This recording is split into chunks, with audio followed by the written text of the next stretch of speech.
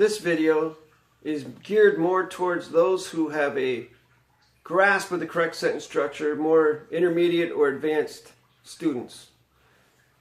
And what I'm going to bring to light is this. In videos I've done before, I've given closure on why we use the positionals we use in this technology. We use for, of, with, and by, because they can be mathematically certified forwards and backwards.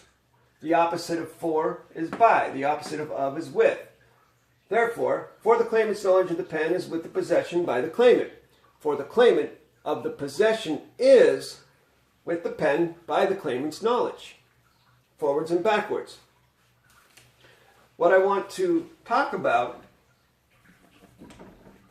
is I'm seeing people use things like this.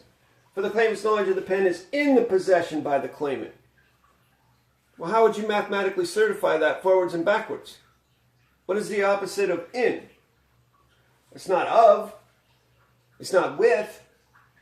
Because if you give any other value to this, if you give any other value to of or with, then that means that there's no word closure there for those words. Therefore, the opposite is out. For the claimant, out the possession, and it doesn't make any sense. I'll just run through a few more. I've seen this. I personally have no closure as to how that works forwards and backwards. Against. I've also seen this one. Through. What is the opposite of through?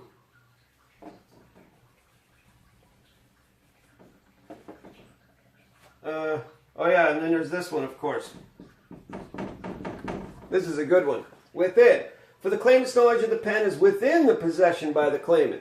Well, it kind of sounds like it makes sense, but when you go backwards and you have to put the opposite in, for the claimant of out, the possession is with the pen by the claimant's knowledge? Is that of out or is that without? I don't know. That is why I only use these four positionals. They work every time. Cut and dried, forwards and backwards, mathematically certified.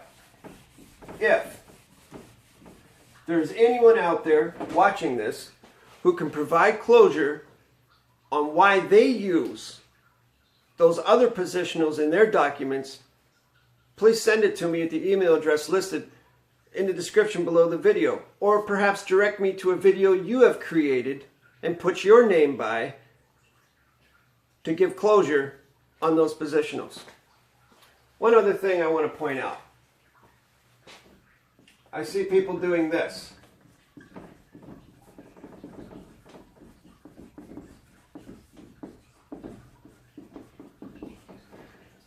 When people want to communicate in the common English that we all learned in our schools, how are you doing today?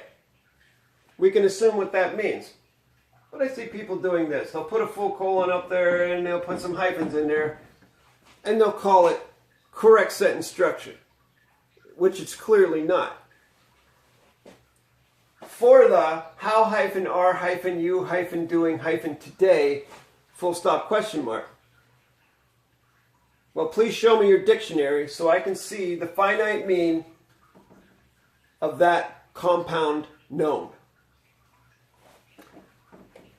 I'm being a little bit cheeky here.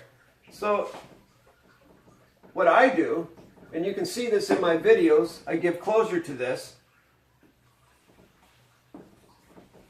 I just write it as I would normally write it, that I learned in public school and Catholic school.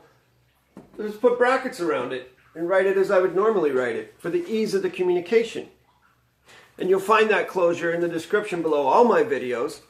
For the ease of the communication is with the, the bracket usage for the common English communication. Okay, I hope that helped everybody out there. If you have any questions, feel free to contact me either here in the comments section, in the private and confidential of my email address, or at my Facebook group, which will be included in the description below the video. Thank you for watching.